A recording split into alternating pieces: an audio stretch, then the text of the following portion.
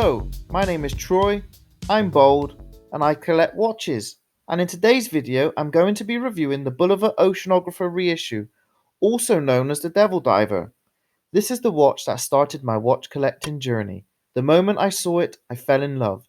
From its vibrant colours to its sleeky curves, this in my eyes looked like it should be a watch that costs thousands of pounds instead of only hundreds of pounds. The one I own is the blue and orange variant, but you can purchase this in red and black, green and black, or yellow and blue. The Bulova Oceanographer aptly named the Devil Diver because of its water resistance to 666 feet, making this the perfect watch to go to the depths of the ocean or to the depths of hell. When looking at pricing, you'll find it does vary when you're looking online at this watch. US buyers can benefit from finding it under $400 on JomoShop.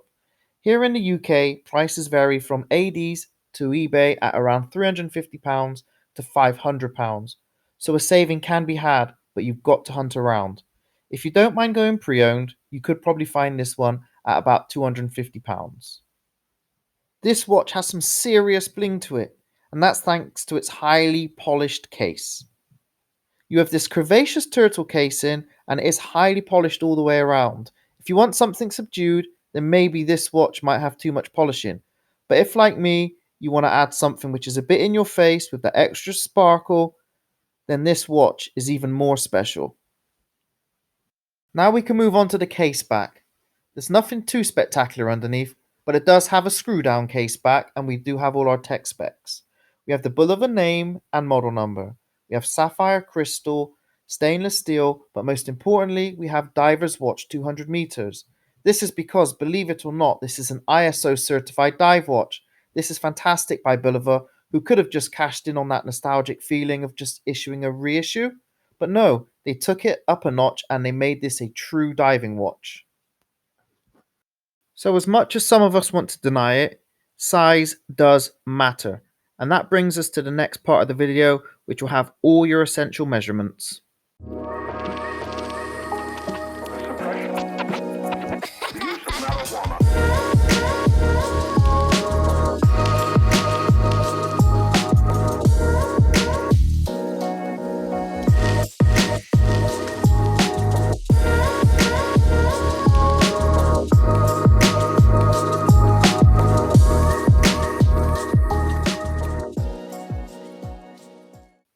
Okay, so now we get on to the movement.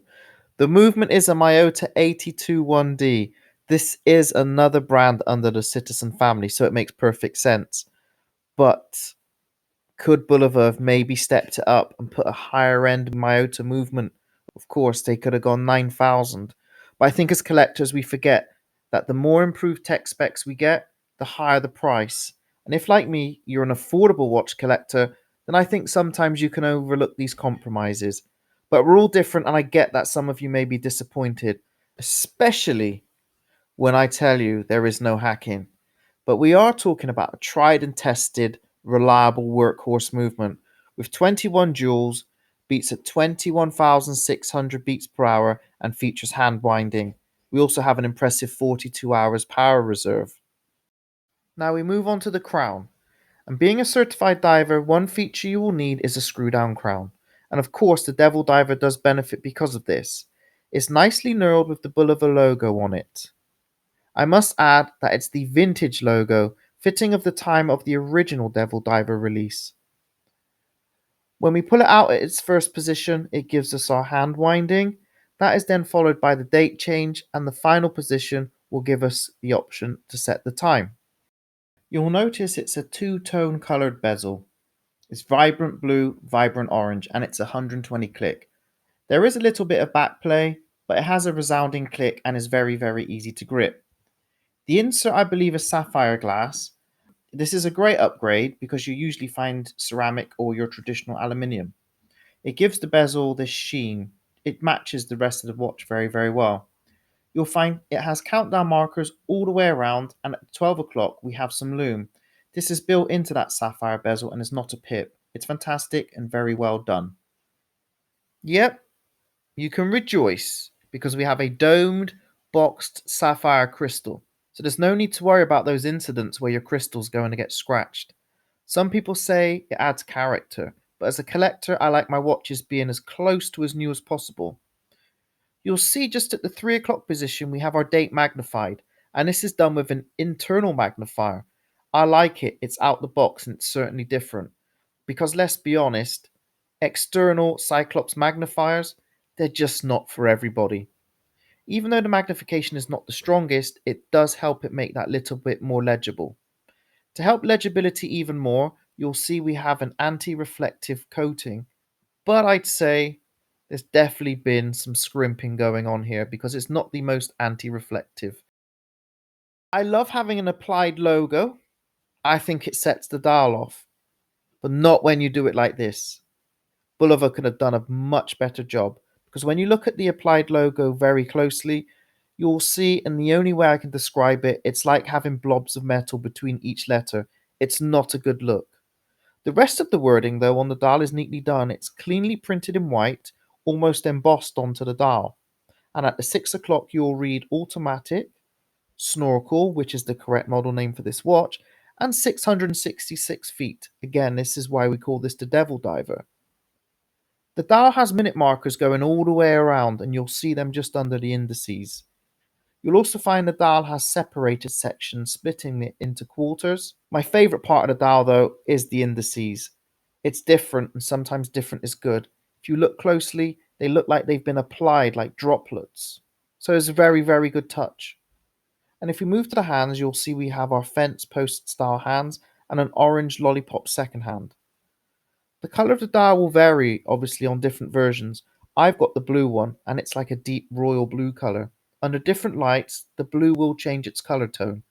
Overall, I'm very, very happy with the dial, and the only improvement I would say is they could have applied that logo a bit better. And let's talk about the Lume, or rather not, because actions speak louder than words, and I hope you enjoy the Lume shots.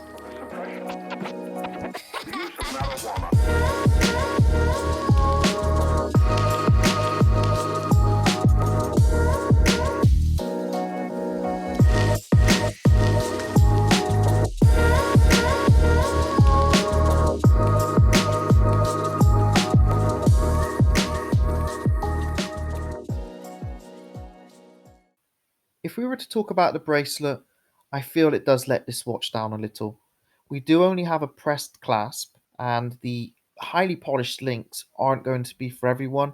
There is some brushing into the center of the bracelet, but you'll find most of it is highly polished, and that's not going to be everyone's cup of tea.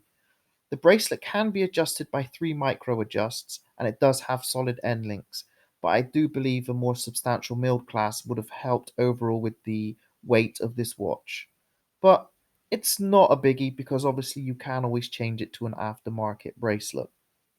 So, what are my final thoughts regarding this watch? Well, let's just start with the negatives. And there are a couple when you're thinking about buying this watch. The most obvious is going to be the movement. I can understand to keep costs down, Bulova chose an 8200 movement.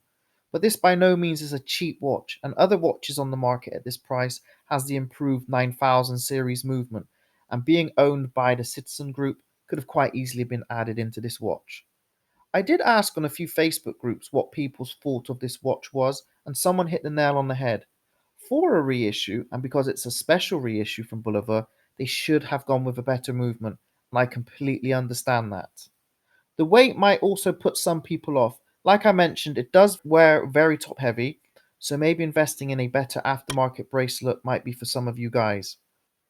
But what about the positives?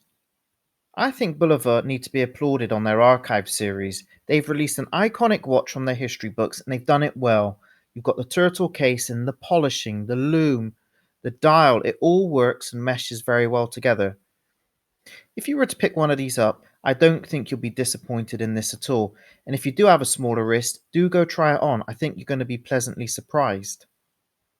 If you've liked today's video, then please make sure you give it a thumbs up. And if you want to see more content, then you've got to make sure you're subscribed. And thanks for watching, guys. And always remember, I'm an enthusiast, not an expert. I hope to catch you in the next video.